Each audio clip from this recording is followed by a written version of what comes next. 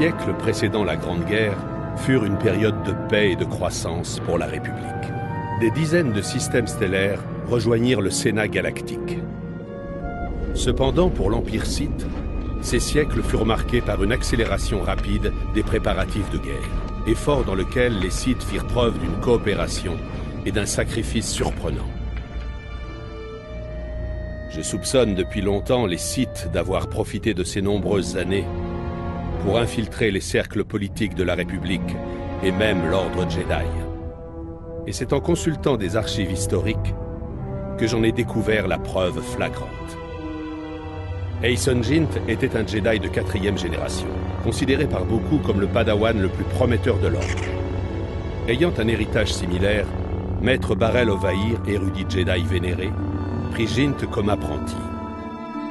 Ensemble, Ovaïr et Jint parcoururent la galaxie, étudiant les mystères de la Force. Au fil des ans, le duo devint de plus en plus ambitieux et finit par se lancer dans une mission titanesque. Ils décidèrent d'explorer les anciens temples Sith de Yavin 4. Leur objectif était d'inspecter le lieu de repos éternel de Naga Sado, un des seigneurs Sith les plus puissants qui n'ait jamais existé.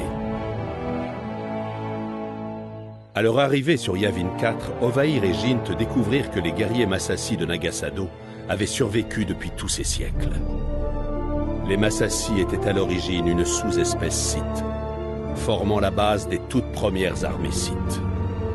Mais Naga Sado soumit ses partisans Massassi à des expériences atroces, faisant d'eux des monstres noirs maîtrisant la force. Jint et Maître Ovaïr se défendirent vaillamment contre les Massassi, mais ils furent vaincus et obligés de s'enfoncer au plus profond du temple. Là, ils rencontrèrent les énergies noires qui subsistaient dans le tombeau de Naga Sado. Des semaines plus tard, Maître Ovaïr rentra seul au temple Jedi de Coruscant, blessé et à moitié fou à cause des tortures qui lui avaient été infligées.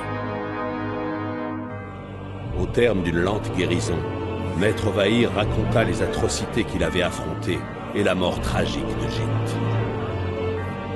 Plusieurs années passèrent. Et puis un jour, Aayson Jint réapparut mystérieusement sur Coruscant, vêtu comme un guerrier Massassi et bien décidé à tuer Maître Ovaïr.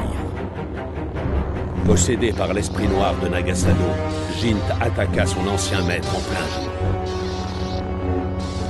L'affrontement violent entre les deux hommes eut lieu sous les yeux de la République. Les nouveaux pouvoirs de Jint étaient redoutables, mais Maître Ovaïr l'emporta. Tout le monde fêta le triomphe d'Ovaïr sur les ténèbres, et le Conseil Jedi supposa que l'affaire était réglée. Tout le monde oublia de se poser une question. Pourquoi l'esprit de Naga Sado voudrait-il se venger? Et surtout, pourquoi de Maître Ovaïr? La réponse s'est imposée après une étude approfondie de l'héritage Jedi d'Ovaïr. Son père et son grand-père avaient eux aussi exploré les tombeaux d'anciens seigneurs Sith. C'était une famille d'infiltrateurs Sith. La mission d'Ovaïr sur Yavin 4 n'était pas pour les Jedi, mais pour son véritable maître, l'empereur noir des Sith. L'empereur savait que les esprits des anciens seigneurs Sith pourraient être une menace pour son pouvoir quand il rejoindrait la galaxie un siècle plus tard. Le voyage d'Ovaïr sur Yavin 4 était une frappe préventive, destinée à sceller le tombeau de Naga Sado et s'assurer qu'à son retour, les seuls ennemis de l'empereur seraient les Jedi et la République.